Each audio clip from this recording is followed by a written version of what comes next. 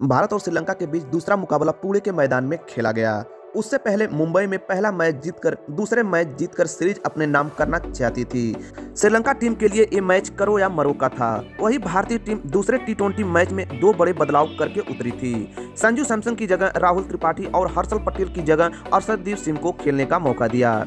भारतीय कप्तान पहले टॉस जीतकर श्रीलंका को बल्लेबाजी करने का न्योता दिया, लेकिन यह बहुत ही महंगा साबित पड़ा। उसके बाद श्रीलंका के ओपनर बल्लेबाजी करने आए। कुशल मेंडिस और निशांक ने ताबड़तोड़ बल्लेबाजी करनी शुरू कर दी। दूसरे टी20 में तेज गेंदबाज की खूब धुनाई हुई।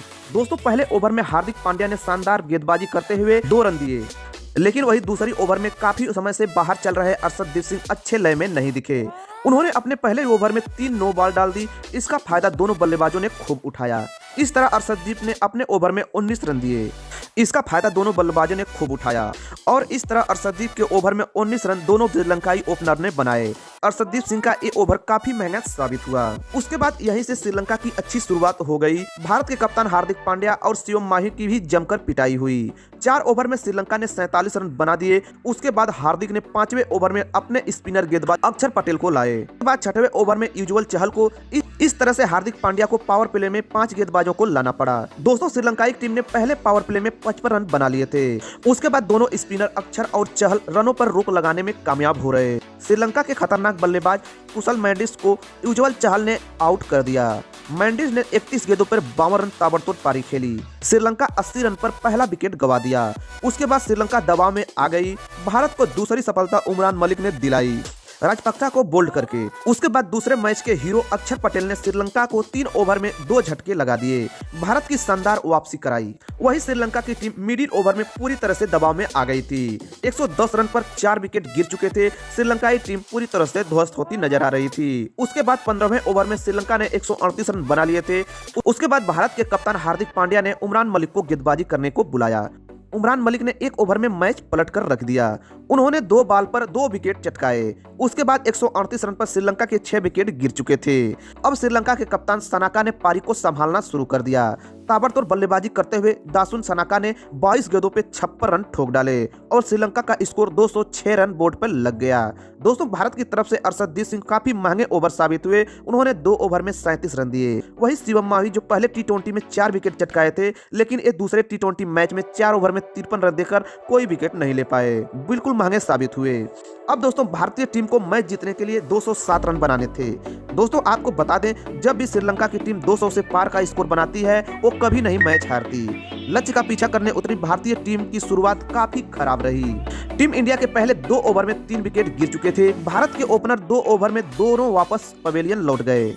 पहले ओवर में 12 रन बनाए। वही दूसरे ओवर में गेंदबाजी करने आए रंजीते ने ईशान किशन को बोल्ड कर दिया। उसके बाद अंतिम गेंद पर शुभम गिल को कैच आउट करा के पवेलियन भेज दिया।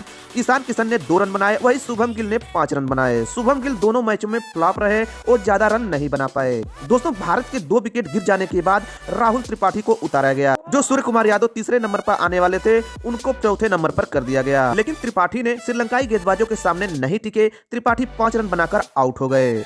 इस तरह से टीम इंडिया तीसरा विकेट भी गंवा दिया। दोस्तों, 3 ओवर में 3 विकेट गंवाने के बाद भारत बैकफुट पे आ चुकी थी। उसके बाद पारी संभालने की पूरी जिम्मेदारी कप्तान हार्दिक और उप कप्तान सूर्य कुमार यादव पे थी। ये दोनों बल्लेबाज कभी भी मैच को पलट सकते थे और किसी भी लक्ष्य को भेज सकते हैं। उसके बाद दोनों बल्लेबाजों ने पारी को संभालना शुरू कर दिया, लेकिन कप्तान हार्दिक पांड्या कैच आउट होकर पवेलियन चले गए। इस तरह भारत का पांड्या के रूप में चौथा विकेट गिर चुका था।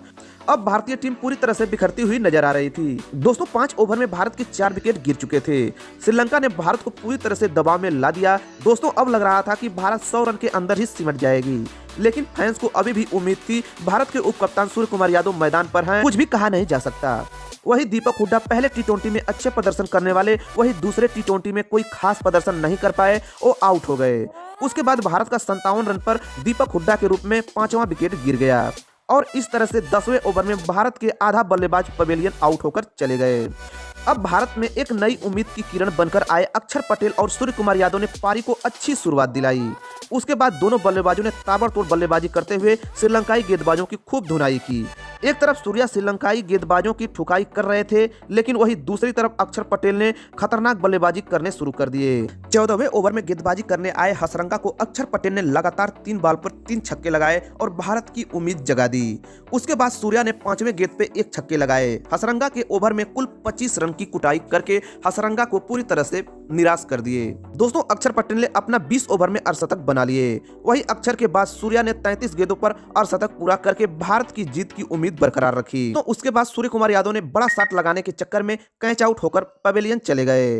टीम इंडिया को एक बड़ा झटका लग गया। उसके बाद भारत को 23 गेंदों पर 58 रन चाहिए थे। अब भारत के सभी बैट्समैन आउट होकर पवेलियन चले गए, लेकिन उसके बाद शिवम मायू ने 18वें ओवर में 2 छक्के और 1 छक्के लगाकर 17 रन बटोर लिए।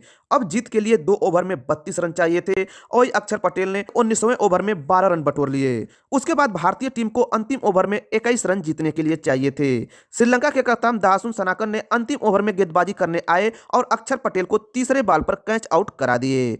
उन्होंने 31 गेंदों पर 65 रन बनाए, लेकिन दोस्तों सूत्रों से पता चला है कि अक्षर पटेल को 9 बॉल पे आउट किया गया। ये श्रीलंका की तरफ से बेईमानी की गई और भारतीय टीम को बेईमानी से हरा दिया गया।